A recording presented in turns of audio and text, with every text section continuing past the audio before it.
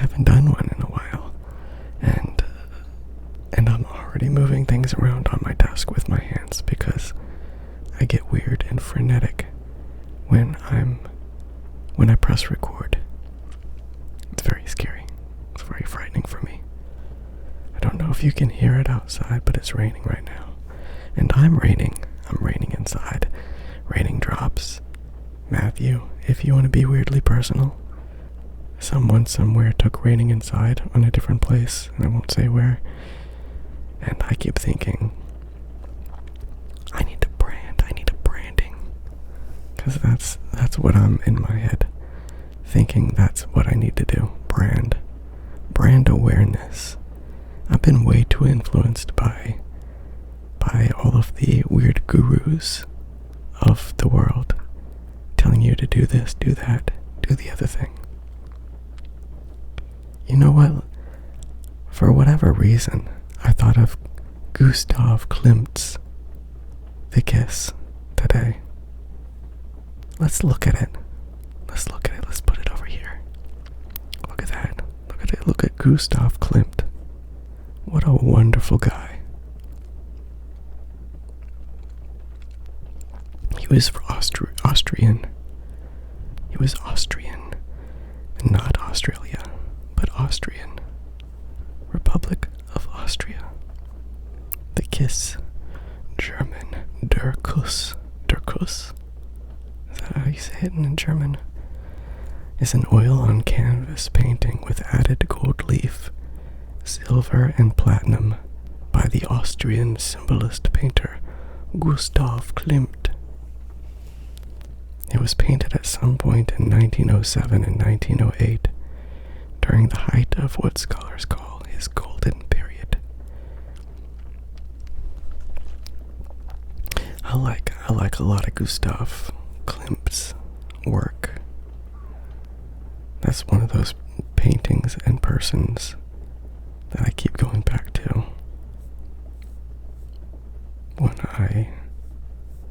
when I think of who I like. Klimt.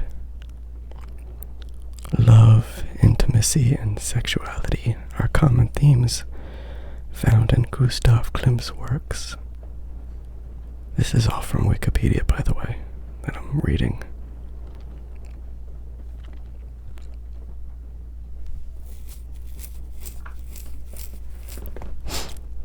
It is thought that Klimt and his companion, what does that mean? What are you doing? What is that talking about? It wasn't his girlfriend. It wasn't his wife. It was his companion. Klimt and his companion, Emily Floge, modeled for the work. But there is no evidence or record to prove this. Others suggest the female was the model known as Red Hilda. Ooh. Amelia. I'm going to Emily Floge was an Austrian fashion designer and businesswoman. She looks like Klimt's work. She got that bushy hair. Her style has been commented to have influenced the portrait of First Lady Michelle Obama by Amy Sherald in 2018. Interesting. Very interesting. I was not expecting to see that at the bottom of the page. Now for a show and tell of my own. I've been keeping this for the longest time and saying like, oh, I'll show this. I actually really like this one. There it is. There it is. Like, and the funny thing, the interesting thing about this one was that I was doing it. Actually, I'll take a picture and I'll put it up there. I was doing it, and all the while not liking it for the longest time, and getting kind of annoyed that the eyes were the one eye was kind of like in that weird position in between the kind of like the tree limbs, and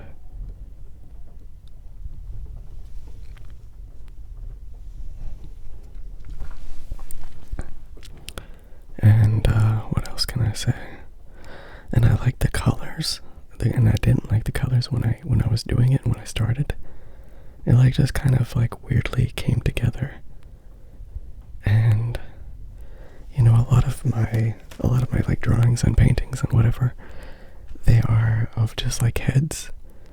And let me tell you, another influence that I have is, God, I'm gonna have to like look for it and find it, because it's never on the top of my mind. I'm such a crazy person that I keep an Excel spreadsheet that I started along. I wish I'd started it further back.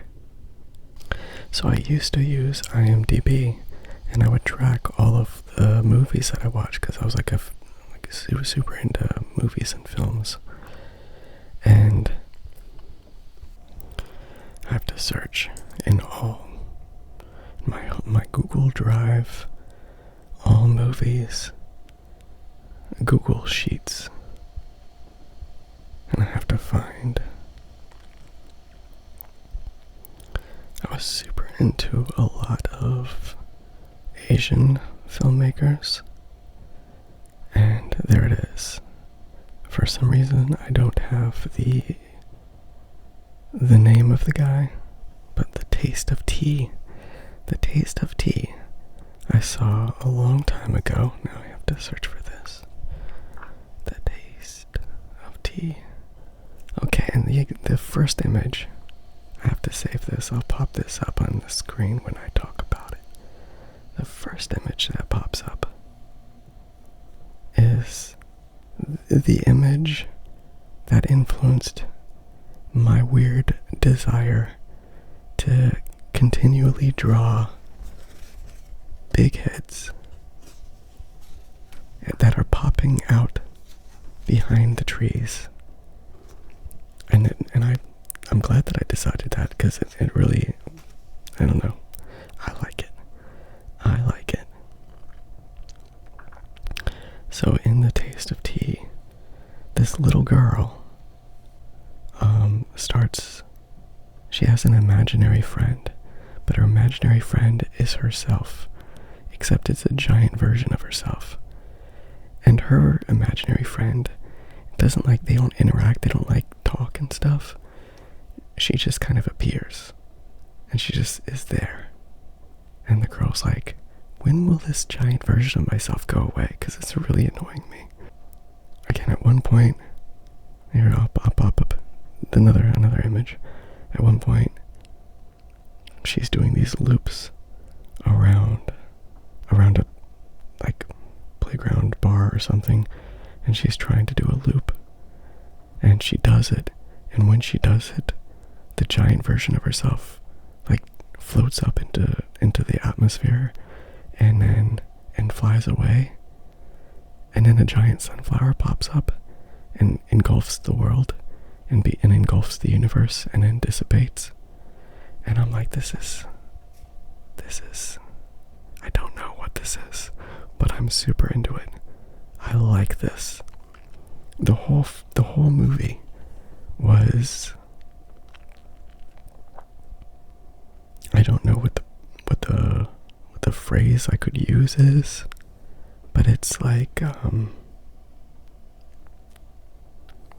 let's go to the Taste of Tea review. But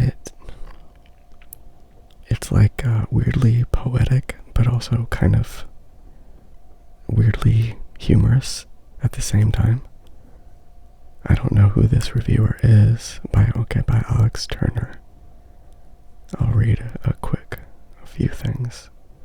A beautiful piece of escapism. The Taste of Tea follows a family in rural Japan, finding themselves and connections with each other. And it was very surreal. It had a lot of surreal imagery. And it was just very visual. And they didn't really explain the visuals, they just like let them be there.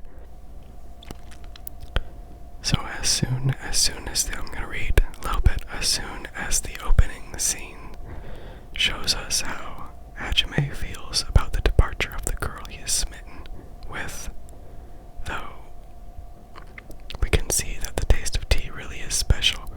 With a simple abstract image, we can see just how bereft he feels in a way that those around him will never grasp. Both he and Sachiko struggle somewhat with expectations related to growing up, while Yoshiko's and Akira's issue is that of self-expression. None of these issues weigh so heavily that any of the family becomes depressed, mind you. This isn't a melancholy film, and I like that, because at the time that I watched this, I was very much like watching like way too many depressed, and a lot of art films mistake melancholy for importance, and I think I do that as well. I think artists kind of can tend to do that, but I think probably everyone does that.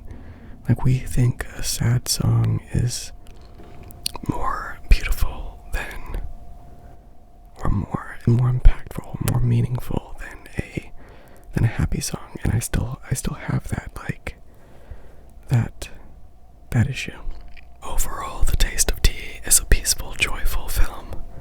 We watch the lifestyle of this family and individuals, and as a whole, or as individuals and as a whole, and get to understand the impact that art and imagination can have on them, and the impact each has on each other.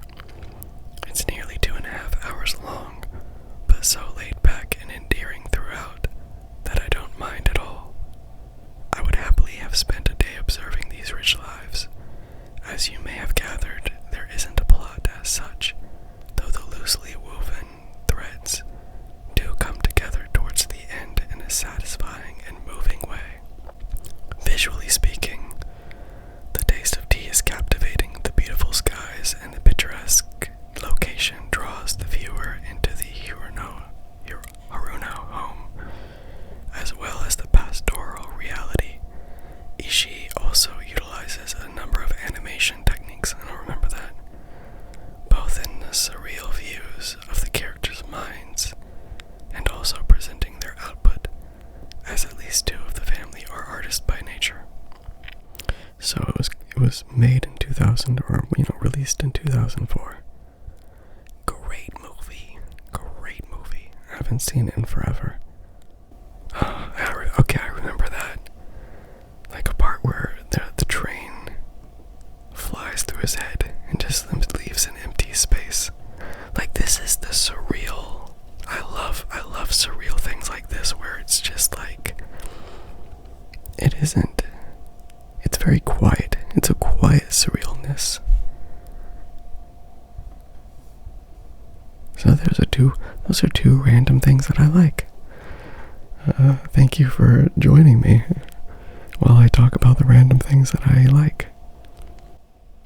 Now I'm just looking at all the different pictures on image search. And there's this one guy. So what is the guy's name? There we go. And of course I can't really say it. The cast, he plays the uncle, and he's like a cool uncle. He's the uncle I wish I could be. And he cut off his hair in 2014. In a lot of his movies, he would always have this really long hair. And he got married to at least back in the day, I don't know if there's, pop singer and actress, Chara. They're cool. I have no idea if they're cool, but in my mind, they're like a really cool hip couple. And now I'm gonna show you. I'm adding to my chair. I'll show you this way. Behind me is Henry. I'll try and duck. There we go. There's little Henry. It's a white little Henry. It's a little white guy. And yeah. So if I stood up, you would know why I'm being blasé about painting on my chair. It's not just because I'm a wild man. It's because it's incredibly it's old and it's falling apart, and this stuff right there, it's not like leather, it's like faux, it's like plastic faux leather, but like behind me it doesn't exist anymore. So it's just like the arms are bare. I don't know how to explain, but maybe I'll take a picture, maybe I'll post it, maybe that's what I'll do. Whoa. Oh, poor Asano. That's his name. Tadanobu Asano. Birth name Tadanobu Sato. Excuse me if I don't pronounce correctly. He was bullied as a kid. I get it. I was too. At school, Asano often felt like an outcast, sometimes being taunted as a gaijin, a foreigner. That's what that means. It means foreigner. Because of his unique physical features. His grandfather on his mother's side was an American. Jeez. He had unique features because of his grandpa. Not even his dad. Oh man. Japanese people. Be nicer. Be nicer to the foreigners. They can't all be Japanese in Japan. You gotta introduce some outside genetics sometimes. But this is what he looks like. So he grew up with parents that engaged in a bohemian lifestyle. He looks like a guy, or at least back in the day. Back in the day, he looked like a guy that whose parents engaged in a bohemian lifestyle. His mother often drove Asano around while listening to Led Zeppelin, and his father was a painter. Man, why can't I have cool parents that were wild and bohemian people? So anyways, I don't think that I actually said this, but back in the day, I basically, if this dude was in the movie, I was like, not definitely, but I might really like this movie, because he would pick, I don't know, I just kept seeing him. Anytime I'd see like a good movie, and all of a sudden he'd be there, and I'd be like, hey, it's that guy, and I would end up liking the movie. At one point, long time ago, but I heard, of course Westerners have to like do this, but Westerners when trying to explain his type of celebrity, or who he kind of was like, they would say that he was like the Japanese version of Johnny Depp. I'm really bad with the names. So, Johnny Depp, I don't think he would want to be referred to as the Johnny Depp of Japan anymore, if he ever would have. I don't think, who wants to be referred to as the thing of something, like the only, like you're not special enough. No, he isn't the Johnny Depp of Japan. He is Tanobu Asano, and you will know his name. He was born in 1973. Oh no. Chara is his ex-wife. Oh, I was rooting for you guys. So bad. Let's see. I'm looking through his au revoir. I'm looking through the movies that he's been in, and I don't recognize the names. He was in Kiki's Delivery Service as teacher Itsu. But wait, that's not the anime was in the live action version. Ichi the Killer. I never watched that one, but that's a big one. And now I'm just saving all the images. I'm actually going to put effort into this video. Survive Style 5. Survive Style 5 was a great movie too. 5+. And there was one sequence where this actor, whatever character he played in the movie, he was getting like about to be murdered by his girlfriend, and he kept trying to murder his girlfriend, and then she kept coming back to life. And I loved it. I love these weird, surreal movies. I loved it so much. I loved it so much. They were all made in like around the same time.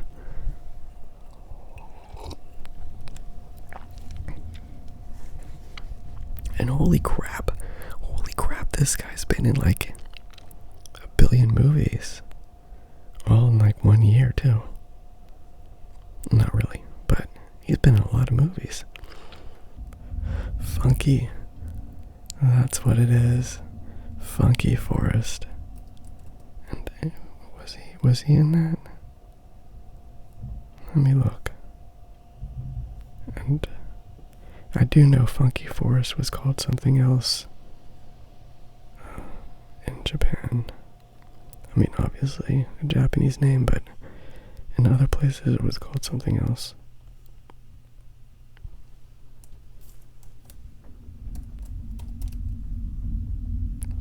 Funky Forest, The First Contact. That's great. I like that one too. That's not amazing, but it was interesting enough.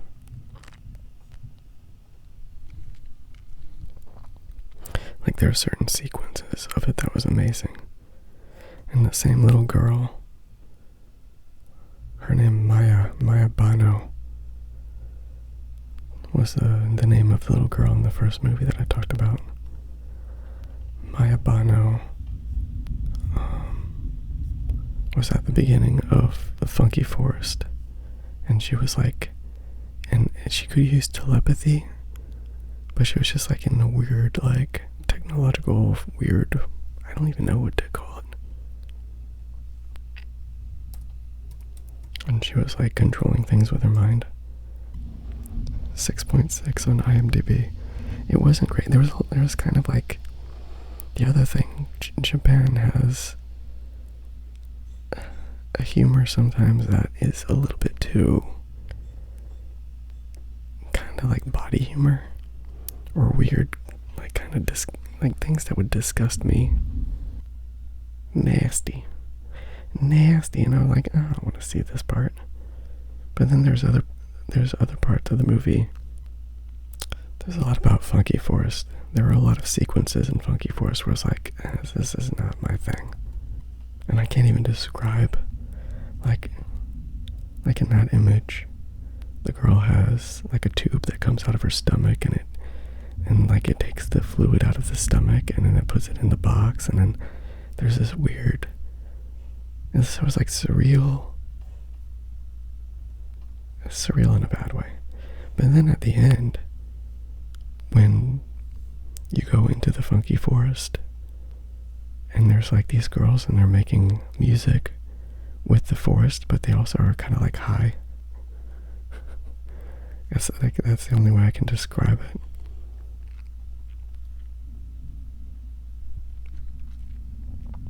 Where they seem like they're high. They seem like they're really feeling the forest. They're like, this is the best forest, and we're making such fun music with this insane, with the wood and the mushrooms and the moss. And so even though a lot, probably with Funky Forest, I probably disliked 50% of it, but the sequences that I did like were so interesting that I was like, this makes up for it. I'm still glad that I watched the movie because it's just enough. It's enough.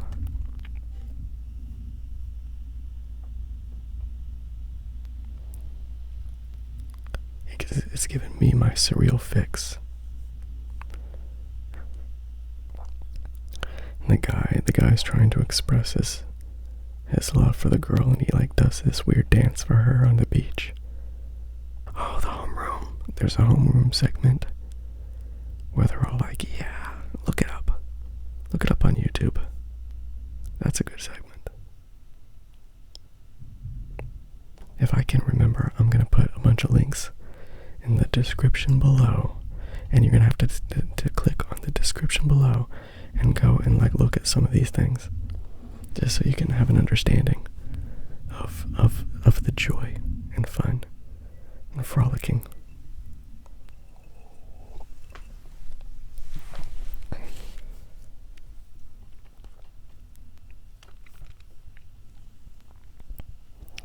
So those are like, I have around 40 movies in my top tier list. I think that in a way I could get more affected by foreign films than American films, and I think I got more affected by it because it was I don't know how to say this, but it was like different. And because of the difference, I could open myself up a little bit more. Because like you can see there are definitely American movies that are like indie movies, are interesting or different, or they have their own thing to say, but maybe I'm less receptive to it. Don't judge me by my movies, by the way. I'll say a couple that I like from American.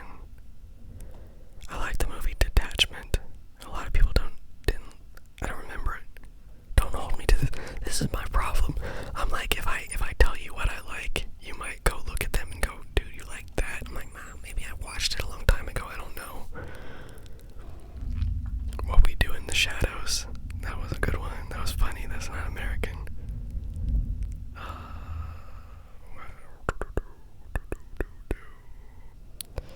Synecdoche, New York. I liked Charlie Kaufman's movies, but that one was the one that made it on the list. Come and See. That's a foreign film. That's a war movie, and it was like the horrors of war kind of movie. It was hard to watch, and it was also surreal. There was like surreal sequences where the guy went into the woods at the very beginning of the movie, and he was like dancing with this girl, and they were like, it was like sped up, and then he left, and it was obviously anything that's surreal. I like surreal movies. Anything that makes me just go, what the fuck is going on right now? Even Synecdoche, New York. That was a very what is happening? Charlie Kaufman's movies were very surreal. Lars von Trier. Antichrist.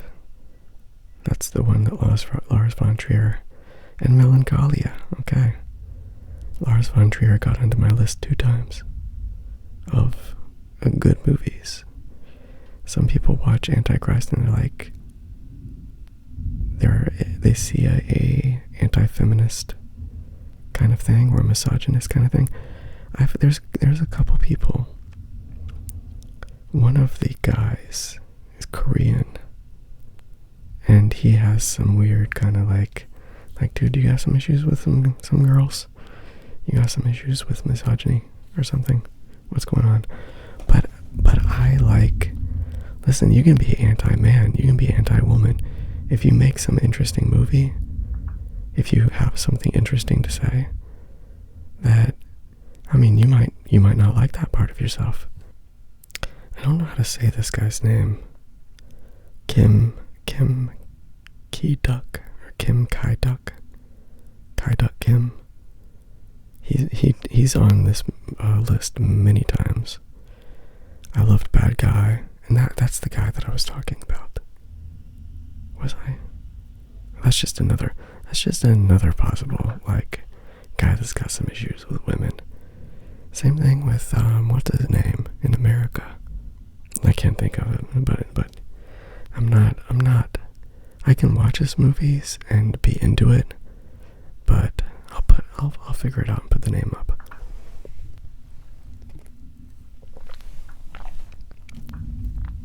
But I can watch his movies and like enjoy them, but they don't last in my head. And that's what happens with a lot of American movies. And again, maybe the reason that they last in my head, like foreign films, is because it's already interesting enough that they're taking place in another country with another culture. And so they're already like engaged with that, like, oh, this is weird, and let me see the sameness and the difference and that kind of thing. But then on top of that, like, you add surrealness to it, and then my mind is like, you've captivated me. But Kim Ki-duk, or Kim Kai-duk, whatever, I don't know. Bad guy, 3 Iron. Is there more? Well, I know the other ones might not have made it to the main list, but I really liked his movies for a while there. I was like checking out all of them. I really liked Bad Guy. In both Bad Guy and 3 Iron, kind of like the other thing that I tend to like, and that stay with me and stay in my world, is my mind world, the head world, the heart world, is surrealness, foreignness, and romantic. Like, I can't. That's my thing. Give me a romance. That's what I'm really into. Samsara, that was a good one. Thirst by Park Chan-wook, which was very, that's a vampire movie. But a very dramatic drama, a drama version. And it was also kind of romantic, I don't remember, but a romance was part of it. Chungking Express, yes, I just saw a TikTok the other day where this guy was like, kind of making fun of the artsy dude, and he's like, well, I don't remember the other things that he said, but they brought up like, they brought up Wong Kar-wai, and they brought up a Japanese surreal author, or the genre is called like dream fantasy, real fantasy realism, or something like that. And I'm like, damn it, man, why are you calling me out? I love that shit. I love fantasy realism, I can't remember what it's called, but I like that. Don't call me out for liking Wong Kar-wai, loving the imagery of Wong Kar-wai. Don't call me out like that. And I like Fallen Angels, Days of Being Wild, Chungking Express. These are good effing movies. Is there more? In the mood for love. In the mood for love. Are you telling me that I'm a bad person because I like emo? Okay, I'm being a bit. Are you telling me that I'm a bad person for being into In the Mood for Love? That's a beautiful film. That's beautiful.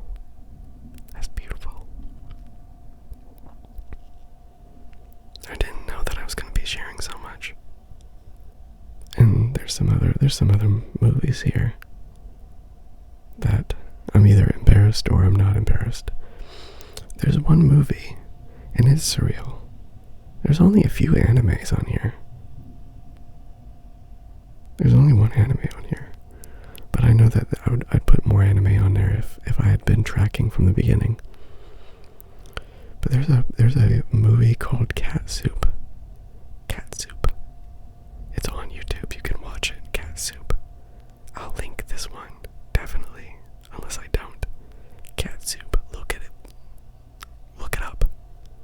It is a weird, cool, strange movie, and it is also, I don't know that any of these have influenced my art in actual, like, visual ways, except for the one that I talked about with the big heads and big people, or, giant people peering over the landscape. But even though these all haven't influenced me in a visual way, I think I look for the vibe. I've been influenced by the feeling of it. Last Life in the Universe. This is like one of the few Thai movies. Pin Ik Ratanarong.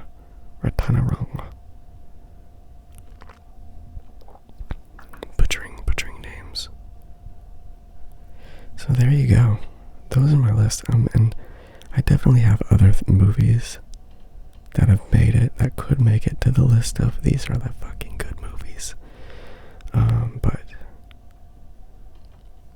And obviously, the only movie that's like an action movie that I put on here is Old Boy by Park Chan-wook. And the only documentary, there's a documentary called The Queen of Versailles. And that was so, I don't know how to say this. It was so interesting that I'm like, I should at least put it there. That's one that I should remember. In terms of like, okay, let me tell you how this all started. A long time ago, again, this is an autism thing. I was living in Seattle, and I was really trying hard to put myself out there and meet people and have a life. And at one point, well, I kept meeting people, and one thing that they kept asking when they would meet me, is they'd say like, oh, well, what's your favorite movie? Now, I took this way too literally. I thought, I've got to figure out what my favorite movie is. And I have to figure out, I don't have a favorite movie, because like, I like different movies for different reasons. But so I've got to figure out what my favorite movie is, because people keep asking me what my favorite movie is. And so I began to look and like record, and I looked through all the past movies that I'd watched, and I was like, okay, what's my favorite and why? What is the movie Dolls on here? Why isn't the movie Dolls on here? Okay, the movie Dolls should be on here. I'm writing it. I'm putting it in there. It's the only movie that I like from this guy, even though he's a very famous Japanese director. Okay, so to get back to what I was saying. When I was in Seattle and I would meet people and they would tell me ask me what's your favorite movie, I was like, I gotta figure this out, because they're asking me. And at one point I was involved with this Christian group, even though I'm not a Christian, but I was so desperate to try to meet people, and I was putting myself out there, and so I was like, I'll just go to church. I'll just show up to the church and meet. They had groups that were specifically for like 20s and 30s people, and so I'm like, okay, so I'll show up to that group. It spanned 20s to 30s, and at one point we went to a bar, interesting enough, after we did a like church thing it was like 7 p.m. or 8 p.m. or something, and then we all like walked down to this bar. It was in the University District of Seattle, if you know Seattle. So we walked to this like really cool place. We're all sitting around this table, and we're all chatting, and I'm doing my best, trying really hard. And they say, let's go around a table and let's all tell our favorite movies. So they all went around the table and they all shared their favorite movies, and they kind of forgot about me, and I was like, damn it, I've been preparing for this. But at one point, the main like church leader guy, he like looks at me and he's like, well, you didn't share, what's your favorite movie? And I looked at him and I said, In the Mood for Love by Wong Kar-wai.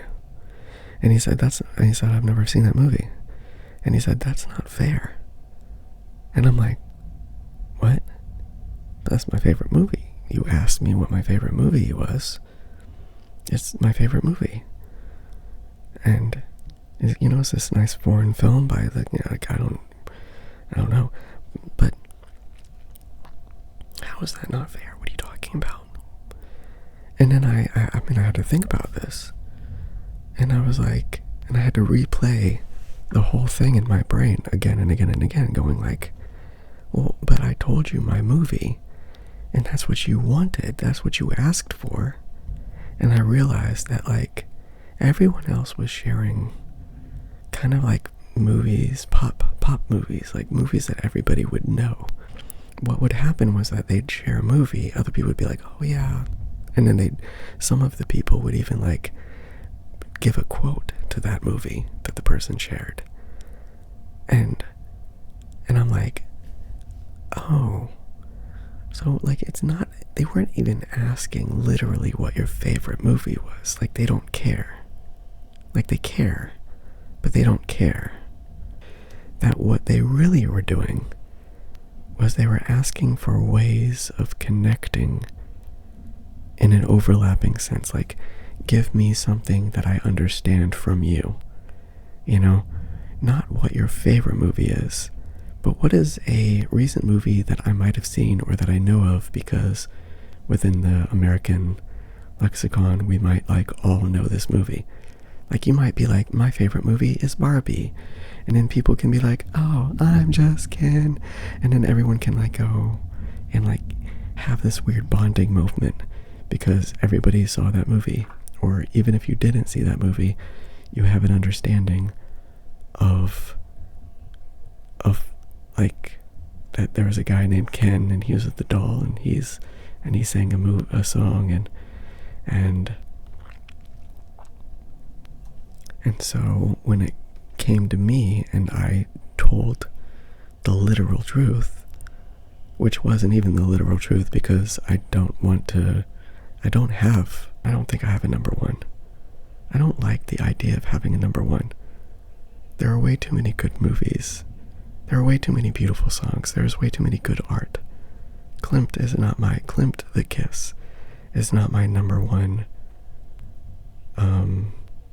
artwork, I don't have that. Why would I limit myself? Why would anybody limit themselves? Never limit yourself. Never do that. Never do that. Why would you do that? That would be ridiculous. That would be a silly thing to do.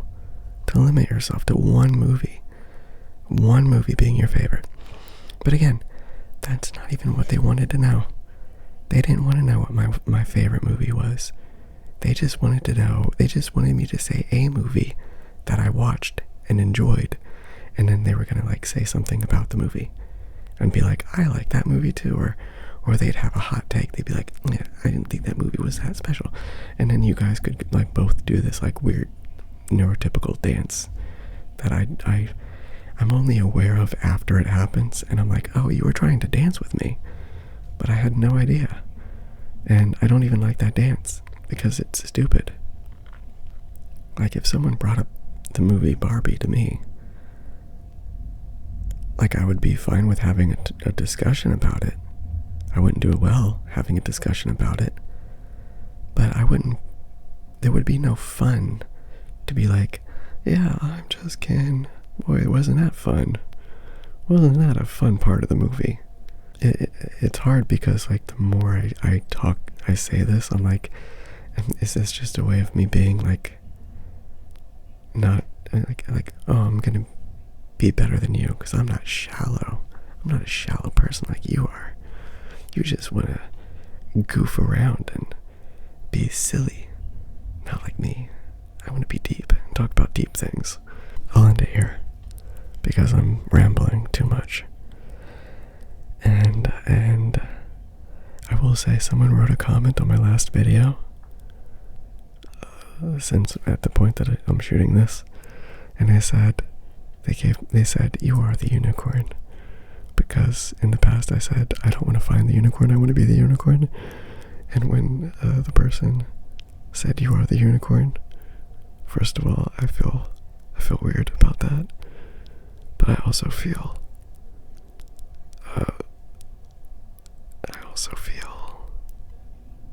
embarrassed. I feel embarrassed. Because it's probably true. There's probably weird truth in it. I probably do want to be the unicorn. And I looked up. Here's the thing. I wonder if there's someone out there called Unicorn ASMR. And so I typed in the YouTube search bar, Unicorn ASMR. And a girl popped up called Unicorn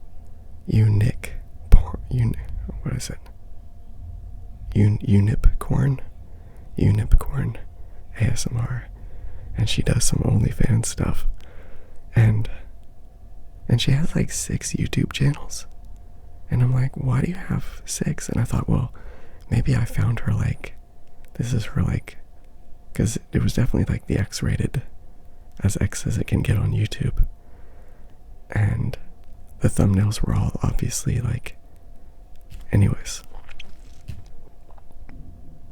I did not click on any of her videos, did I? Now, one video played automatically because I went to her profile page, and I was just like, girl, the only thing I felt bad about was that I'm like, there are little kids that are gonna wander onto this, and that's not great. That's not great for them. So thank you for telling me that I was the unicorn, and that's it. I will continue to embrace the inner special unicorn vibe that is within. Maybe that's a key to my mental health. Be the unicorn. Allow yourself to embrace the inner unicorn right now.